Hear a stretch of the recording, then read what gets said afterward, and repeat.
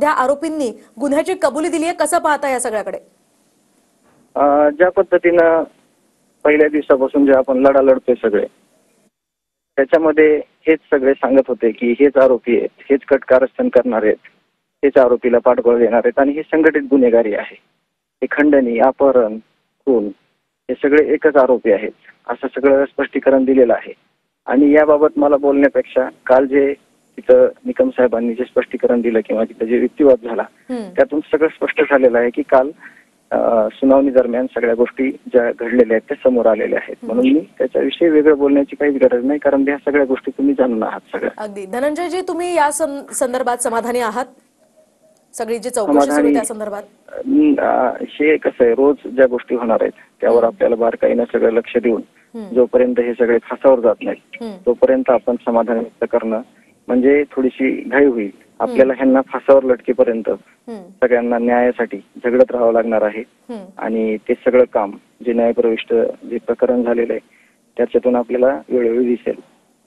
अगदीच धनंजय, तुम्ही वारंवार या संदर्भात आपली भूमिका स्पष्ट करत होतात, वारंवार मागण्या तुम्ही करत होतात, मात्र आतापर्यंत वाल्मिक कराडनं जो जबाब दिलाय तो अद्यापपर्यंत समोर आलेला नाहीये.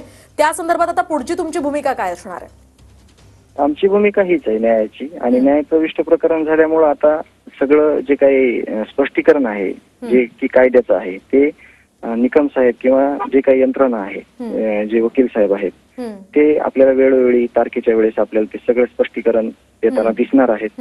म्हणून आता त्या गोष्टीमध्ये आपण जास्त बोलणं हे चुकीचं होऊ शकतं. त्याच्यामुळे आपण ते त्यांचं जे स्पष्टीकरण आहे ते येण्याची वाट पाहणं योग्य आहे. आणखी एक महत्वाचा मुद्दा म्हणजे कृष्ण आंधळे हा अजून सुद्धा फरार आहे, त्याचा यामध्ये कट असल्याचं सुद्धा आता स्पष्ट झालेलं आहे. त्याकडे कसं पाहता, त्या संदर्भात तुमची काय भूमिका?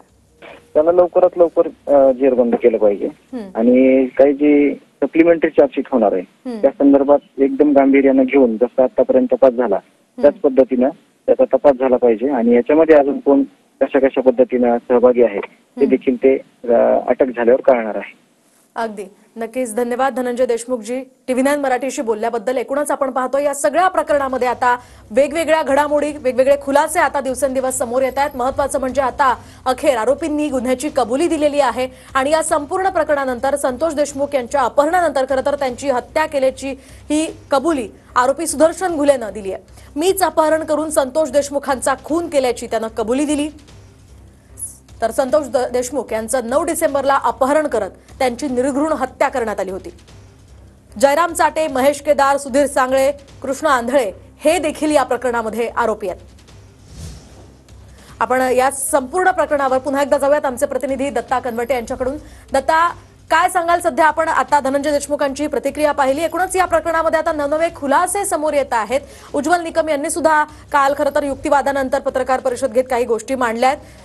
एकूणच या प्रकरणामध्ये आता वाल्मिक कराड असो की सगळे आरोपी असो, यामध्ये आता हे आरोपी जे आहेत ते सध्या तरी अडचणीत आल्याचं पाहायला मिळतंय.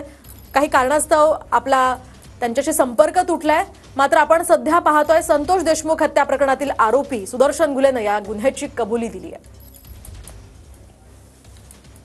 तर महत्वाची आणि मोठी बातमी, संतोष देशमुखांची हत्या केल्याची घुलेनं कबुली दिलेली आहे. घुले, जयराम चाटे आणि महेश केदारनं ही कबुली दिलेली आहे की संतोष देशमुख यांची हत्या ही आपणच केलेली आहे. देशमुखांच्या अपहरणानंतर हत्या केल्याची घुलेनं कबुली दिली आहे. खरं तर अतिशय निर्घृणपणे त्यांची हत्या करण्यात आली होती. त्यांचे हे फोटो सध्या आपण स्क्रीनवर पाहतोय.